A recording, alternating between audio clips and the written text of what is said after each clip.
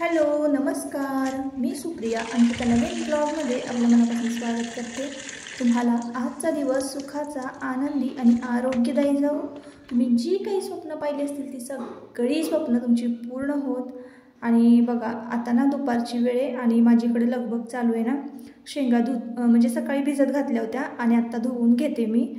जी काही माती लागलेली आहे शेंगांना ना, तर ती भिजली की पटकन निघते आणि स्वच्छ धुवून घेतल्यात। आता ह्या शेंगा ज्या आहेत ना मला शिजवायच्यात आणि बाकीच्या ज्या राहिलेल्या आहेत ना त्या मी सकाळी टेरेसवर नेऊन वाळायला घातलेल्या आहेत। आता उन्हाळी भुईमूग की नाही वाळायला जास्त वेळ लागत नाही, 2-3 दिवस छान उन्हामध्ये पसरवला का नाही खळखळीत वाळतात बरं का। आता शेंगा की नाही बघा स्वतःच्या रानात लावून फक्त एवढ्याच शिजायला झालेल्या आहेत, म्हणजे शिजवायला खारेदाणे बरं का करायला जरा जास्त शिजवायचे होते, पण काय आता एवढा पुरता भुईमूग नाही। म्हणजे वाटेकरींनी केलेलं आहे का नाही त्यांना पण दिला पाहिजे। परत आले गेले पाहुणे ना सगळ्यांना थोडा थोडा देऊन बघा एवढाच राहिलेला आहे। खरं तर मला खूप जास्त शेंगा शिजवायच्या होत्या, पण आता सगळ्यांना वाटून ना एवढ्याच आपल्या वाटेला आलेल्या आहेत। तर परत केला ना उन्हाळी भुईमूग की मग मी जास्त शिजवणार आहे।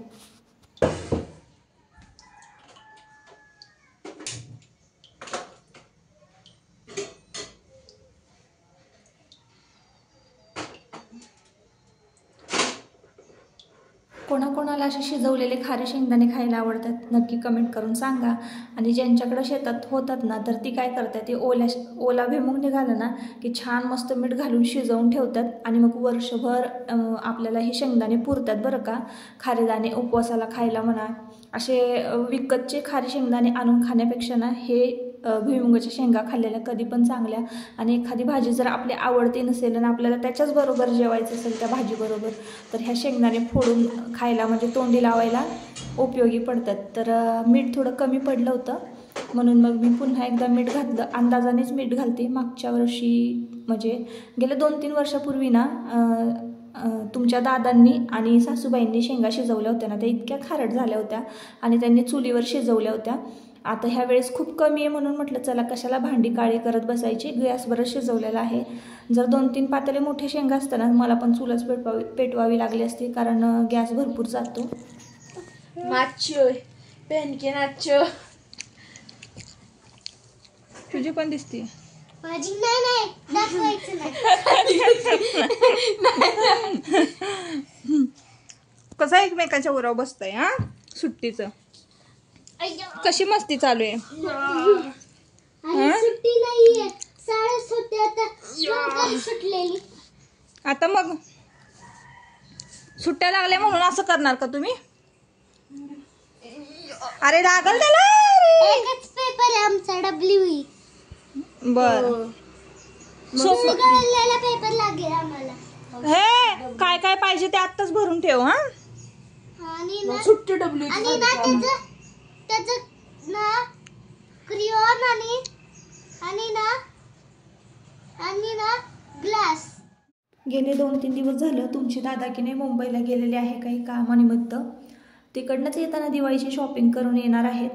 तर आज मला सकाळी त्यांचा फोन आला ना, आज येणार आहे संध्याकाळपर्यंत मी।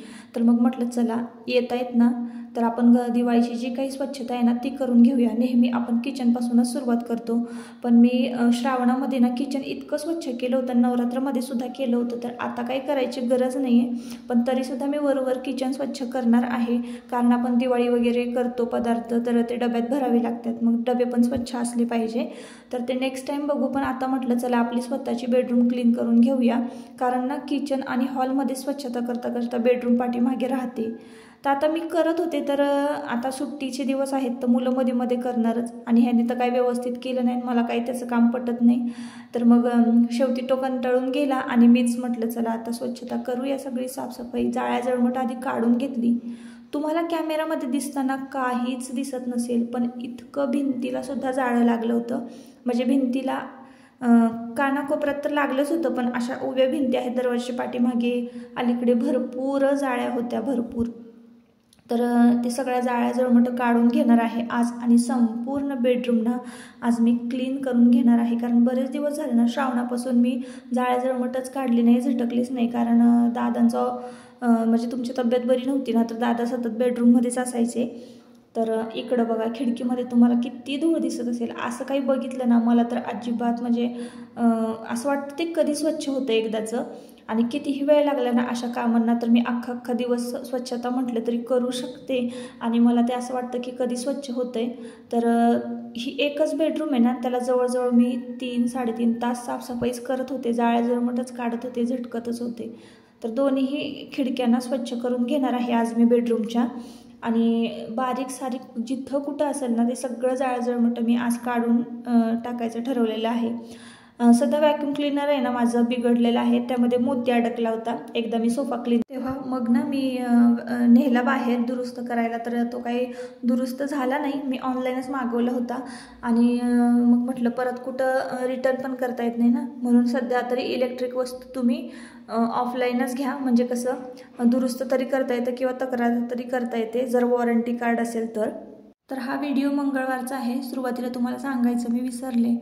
दर मंगळवारी ना आमच्याकडे दिवसभर लाईट जाते. म्हणजे सकाळी जर 9:30ला गेली ना तर रात्री 7:30 वाजताच येते. त्याच्यामुळं ना आज तर लाईट नाही आहे. आणि मी ना ह्याला आपलं ड्रायर असतं ना, ड्रायरनी सगळ्या खिडक्या ज्या आहेत ना त्या क्लीन करते. छान होतात स्वच्छ.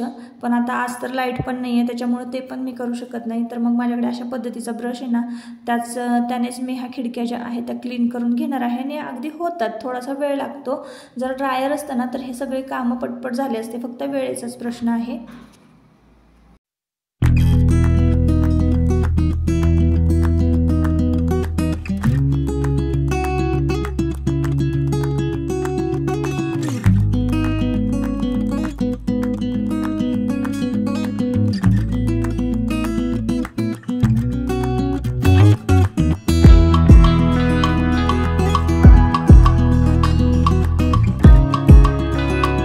ड्रेसिंग टेबलच्या पाठीमागे, बेडच्या पाठीमागे खूप सारी घाण झाली होती, तर तीसुद्धा काढून घेतली आणि जागेवर बेड आणि ड्रेसिंग टेबल लावलेला आहे. आणि मग बघा इतकी सारी धूळ, म्हणजे वर तर तुम्हाला दिसली नसेल कॅमेरामध्ये, पण आता फरशीवर पडले म्हणून तुम्हाला दिसेल. आणि ही संपूर्ण गॅलरीवरून ना सगळ्या जाळ्या जळमटं काढलेल्या आहेत गॅलरीच्या. आता जिन्यातल्या राहिलेल्या आहे, कारण जिन्यात ना श्रावणामध्ये नवरात्रमध्ये मी जिना स्वच्छ केला होता, त्यामुळे जिना काही एवढा घाण नव्हता. पण पाठीमागच्या गॅलरीमध्ये खूप साऱ्या जाळ्या झाल्या होत्या. तर हे सगळं आता झाडून झटकून घेतलेलं आहे. आता ना जवळजवळ 1-1.5 तास झाले बघा शेंगा शिजवलेल्या आहेत. 2-3 वेळा मध्ये हलवावं लागल्यात शेंगा. आणि आता त्या तळाशी बसलेल्या आहेत, म्हणजे जड झालेल्या आहेत, तर त्या शिजलेल्या आहेत. आतले दाणे आहेत ना एकदम असे मऊ व्हायला पाहिजे, तरच शेंगा शिजल्या असं समजायचं. थोडा कच्च्या राहिल्या आता मग ते खायला पण काय एवढं व्यवस्थित लागत नाही. आणि वर्षभर आपल्याला टिकवायचे असतात ना हे दाणे, त्याच्यामुळं खडखळीत वाळवायचे. नाहीतर मग काय होतं ना, ह्याला पण आतनं जाळी लागते बरं, काळी जाळी लागते शेंगदाण्याला. आता हे नितळत ठेवलेले आहेत शेंगा आणि उन्हात जाऊन पसरवायचे आहे, एवढंच काम आहे. आणि मग त्यानंतर ना सगळं झाडायला झटकायला घेतलं. आता ही साफसफाई काढली करायला म्हणजे काही एवढंच काम असतं का, तर नाही. स्वयंपाकही आहे, बाकीचे सगळे. आता मी ही बेडरूम स्वच्छ करायला काढले ना तर मला तिन्ही बेडरूम आधी झाडून पुसून घ्यावे लागल्या. त्यानंतर सगळ्यांची जेवणं झाली. जेवणाच्या भांड्यांचा ढीग तर तुम्ही पाहिलात तसाच ठेवला मी. आणि जेवणं वगैरे झाली. म्हटलं वेळेवर एकदा जेवणं झाली ना टायमिंगवर, मग आजीबाबांना कसं गोळ्या औषधं खायची असतात, त्याच्यामुळं त्यांना 1-1:30च्या दरम्यान द्यावंच लागतं जेवण. तर त्यांचं ना लवकर जेवण झालं की ते जाऊन झोपतात. मग आपल्याला मोकळा वेळ असतो, त्या वेळामध्ये हे सगळं काम होतं. तर मग मी तसंच केलं. पटकन आधी स्वयंपाक केला, आधी सगळ्यांना जेवायला घातलं. मग जो तो आपला खेळत असतो, मुलं खेळत असतात, आजीबाबा गोळ्या खाऊन झोपलेल्या असतात. आणि मग मी हे काम करायला घेतलेलं आहे. तर भांडी आता मी थोड्या वेळाने घासून घेणार आहे, पण हे सगळं आधी क्लीन करून घेते.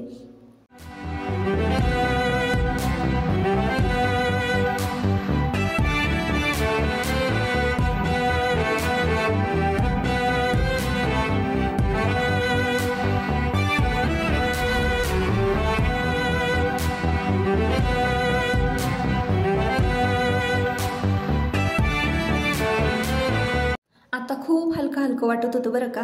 बेडरूम संपूर्ण क्लीन झाली. इतकी धूळ होती ना आणि इतक्या जाळ्या जळमट होती ना, सगळे स्वच्छ केलं बरं का ताईंनो. अगदी खरडून लोटून काढलं आणि छान पुसून घेतलं. 2-2 पाण्याने पुसून घेतलं. एकदा एक पाणी बदललं आणि पुन्हा चांगल्या पाण्यानं पुसून घेतलं.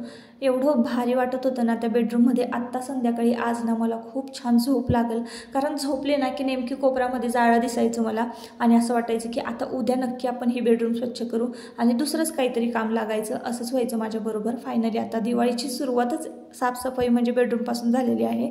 तर चला आता बेडरूम क्लीन झालं आणि रात्रीचे 8 वाजलेले आहेत. चहा पाणी झाला संध्याकाळचा, आजीबाबांना चहा दिला आणि मग आता लगेचच बघा इकडं ना बेडशीट, पायपुसणे हे मी सगळं नवीन काढलेलं आहे, कारण दिवाळी आहे. तर बेडशीट तर काही नवीन नाही आहे, जुनीच आहे बरं का. मिशोवरनं मी ही घेतलेली आहे, 198ला घेतलेली आहे ही बेडशीट. क्वालिटी खूप छान आहे आणि ना असे ब्राईट डार्क कलर घेतले ना जरा तर एकदम फ्रेश वाटतं बरं का संध्याकाळच्या वेळेला पण. तर तुम्हाला बघूनच एकदम फ्रेश वाटत असेल बघा. मला तर खूप फ्रेश फील होत होतं. आणि ना आपण कुठली पण जागा असू द्या बघा, आपलं ऑफिस असू द्या, आपलं बाहेरचं अंगण असू द्या, घर असू द्या, किचन, हॉल, कुठे जरी आपण थोडी जरी साफसफाई केली ना तर आपल्यालाच इतकं फ्रेश वाटतं ना आणि एकदम मोकळं मोकळं छान असं खूपच भारी वाटत होतं. मला एकदम मस्त वाटत होतं की चला एकदाची सगळी घाण निघाली आणि आता कुठेच पाठीमागे पुढे आपल्या घाण नाही आहे, म्हणजे धूळ नाही, जाळ्या जळमटं नाही आहे. आणि इतकं थंडगार वारं सुटलं होतं ना. दोन्हीही खिडक्यांना छान मी ते तारा स्वच्छ केल्या होत्या, जाळीच्या खिडक्या, त्याच्यामुळं हवा पण आतली बाहेर जात होती, गरम हवा, आणि थंडगार हवा आतमध्ये येत होती. तर मी झोपताना हाच विचार करायची की उद्या ना ही खिडकी आधी पहिली स्वच्छ करते, म्हणजे मग बाहेरचं थंडगार वारं आत. आणि एवढे आवरावर करेपर्यंत तुमचे दादा आलेच बघा. तुमचा ड्रेस बघा कसा लावलाय. भाकरी थापत असताना मी आत्ताच आले मुंबईवरनं आणि 2 ड्रेस घेऊन आले त्यांच्या चॉईसचे. तर सगळे कपडे ना मला त्यांच्या चॉईसचे असतात. हे काय आहे, हे काय आणलंय, कुणाला आणलंय? ते नाही ड्रेस आहे, अजून त्याला तसं जॅकेट वाला शर्ट आणलाय त्याला. अरे वा वा, त्याला जॅकेट वाला शर्ट आणलाय अजून. हे काढ आता भाकरी करपल.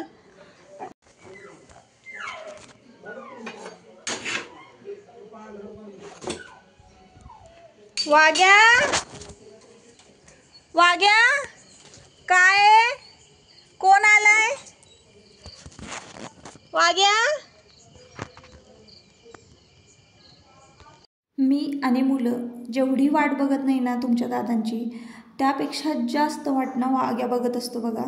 वाग्याला ना म्हणजे त्यांच्याशिवाय कोणच नसतं घरामध्ये फिरवायला. आता तुम्हाला तर माहिती आहे, मी तर माझ्याच कामात व्यस्त असते आणि वाग्याकडे जायला तर मला वेळ पण मिळत नाही. कधीतरीच वाग्या व्हिडिओमध्ये दिसतो तुम्हाला. तर तो इतका वाट बघतो ना, आणि त्यांची म्हणजे लांबूनच गाडीचा आवाज आला ना त्यांच्या की तो इतका खुश होतो, उड्या मारायला सुरुवात करतो, शिट्ट्या हलवायला सुरुवात करतो. आणि तो खूप वाट बघत होता ना. 2-3 दिवस झालं तुमचे दादा तिकडे गेलेच नव्हते वाग्याकडं. त्यानंतर मग त्याला भेटले आधी वाग्याला आणि मग लगेच इकडे नवीन कपडे आणलेले आहेत दादांनी दिवाळीचे बरं का. सगळ्यांना ना त्यांनी कपडे घेऊन आलेले आहेत. मुंबईला एक दसऱ्यापासून दिवाळीपर्यंत ना वेगवेगळ्या ब्रँडचा सेल लागतो, तर वेगवेगळ्या ब्रँडचे हे कपडे आहेत. तर इतके छान छान shirt piece, pant piece, T shirt आणि लेडीज वेअर पण फक्त ड्रेस वगैरे होते. तर त्यांनी मला ना त्यांच्या चॉईसचे 2 ड्रेस घेऊन आलेले आहेत. आणि देवांशला आणि त्यानंतर आयुषला, सगळ्यांना, बाबांना पण आणलेले आहेत कपडे, स्वतःला पण खूप घेऊन आलेले आहेत, आईंना पण गाऊन आणलेले आहेत. तर मला कधी कधी एवढं भारी वाटतं ना की कसं आहे ना, प्रत्येक घरातल्या पुरुषांना असंच असावं. सणवार आला की आपल्या कुटुंबाबरोबर ना आनंद वाटता यायला पाहिजे, आपल्या कुटुंबाच्या गरजा भागवता यायला पाहिजे आणि त्यांच्यासाठीच किंवा त्यांच्या आनंदासाठीच आपण काम करतो आहे, आपण सगळं घडामोडी करतो आहे असं आहे. तर दादांचा हा एक स्वभाव खूप चांगला आहे आणि मला म्हणजे त्यांच्यात काही वाईट गुण पण आहेत बरं का. फक्त मी ते वाईट गुण आहे ना तुम्हाला कधीतरी सांगेन जेव्हा वेळ येईल तेव्हा. पण म्हणजे एकदम नॉर्मल, आता एखादा व्यक्ती असेल तर ना त्याचे वाईट गुण, चांगले गुण, ह्या दोन्ही गुणासकट आपल्याला स्वीकारावं लागतो. त्यातला खूप चांगले गुण आहेत ना तुमच्या दादांमध्ये आहेत आणि थोडेच मोजके असे वाईट गुण पण आहेत की हे नको नसायला पाहिजे होतं असं वाटतं मला कधी कधी. पण हा त्यांचा सगळ्यात एक चांगला गुण आहे की सगळ्यांचा विचार करतात ते. स्वतःच्या बहिणीचा, आईचा, वडिलांचा, माझा, मुलांचा, सगळ्यांचा विचार करतात. तर प्रत्येक घरामध्ये ना असा पुरुष असायलाच हवा. आणि म्हणजे कुठलंही व्यसन वगैरे करण्यापेक्षा ना इतरांना आनंद वाटण्याचं व्यसन जर एखाद्या पुरुषाला लागलं ना तर त्यापेक्षा जास्त सुखी कुटुंब कुठलंच नसतं बरं का. आणि कुटुंब आहे ना असं असतं की काहीही कुठलीही वेळ आली ना तरी किती जरी आपले खटके उडत असू दे, भांडणं होत असू दे, रागराग होत असू दे, पण कुटुंब हे असं असतं ना की आपल्याला जेव्हा गरज असते ना तेव्हा आपल्या माणसांशिवाय इतर दुसरी कुठलेच माणसं आपल्या बाजूने उभे नसतात. हे दादांना चांगलं कळलेलं आहे. म्हणूनच ते आपल्या माणसांना खूप खूप जपतात. आणि मी तर खूपच भाग्यवान आहे की मला ना म्हणजे मी असे विचार करायची की प्रत्येका मुलीला वाटतं बरं का की आपल्या वडिलांसारखे सारखा आपल्याला नवरा मिळावा. मला तर म्हणजे वडिलांची कमी भरून काढणारा नवरा मिळाला आहे. खरं सांगते तुम्हाला, खूप कौतुक नाही करत, पण बघा ना किती बारीक विचार केला आहे. कंदील आणलेत, मिठाई आणले आणि मला जास्त काम नको म्हणून पार्सल पण बिर्याणीचं घेऊन आले होते. मी फक्त वाग्यासाठी भाकरी टाकत होते, कारण वाग्याला कसं भात नाही देता येत ना. आणि इकडे आईंची तब्येत आता बऱ्यापैकी छान आहे बरं का. आणि आई घरी आलेल्या आहेत, कारण बऱ्याच जणांनी विचारलं होतं, म्हणजे 2-3 कमेंट तरी मला होत्याच की आईंची तब्येत कशी आहे, बरी आहे का, सासूबाईंची तब्येत. तर त्यांची तब्येत ना आता मस्त आहे. सध्या तरी ते गाऊनच घालत आहेत बरं का. त्यांना आता साडी वगैरे नाही घालता येत. त्यांच्या हाताला ना सलाईन वगैरे लावून जरा हात सुजला होता त्यांचा. तर ना सगळ्यांनी नवीन कपडे आणलेले लगेच घालून वगैरे बघितले. प्रत्येकाच्या चेहऱ्यावरचा आनंद तुम्ही तर बघत आहात. आणि लगेच कुर्ती वगैरे, सण वगैरे असलं ना की झब्बा कुर्ती घालण्याचं त्यांना एवढं म्हणजे आवड आहे ना. तर आवड आहे ना घरातल्या प्रत्येक व्यक्तीला असली पाहिजे, उत्साह असला पाहिजे, तरच सण असल्यासारखा वाटतो आणि दिवाळी असल्यासारखी वाटते. तर खऱ्या अर्थाने आजपासून माझ्या घरातल्या दिवाळीला सुरुवात झालेली आहे. आणि इकडे बघा आयुष आणि दादा कसे दिसत आहेत, एकदम भाऊ वाटत आहेत की नाही. तर आयुषची हाईट आणि तुमच्या दादांची हाईट एकदम सेम आहे. म्हणजे दोघं एकमेकांचे कपडे घालतात बरं का. आणि त्यांचं आपलं चाललेलं असतं, हे तुला हे मला, खूप व्हरायटीमध्ये त्या दोघांना कपडे घालता येतात. तर असं आहे. तर चला आजचा ब्लॉग आता मी इथंच शेवट करते. परत आपण पुन्हा भेटूया नवीन एका ब्लॉगमध्ये. तोपर्यंत स्वतःची काळजी घ्या, मजेत राहा आणि तुम्हीसुद्धा तुमच्या कुटुंबाबरोबर आनंदी राहा. तुमच्या कुटुंबातल्या प्रत्येक व्यक्तीला आनंद देण्याचा प्रयत्न करा. चला बाय.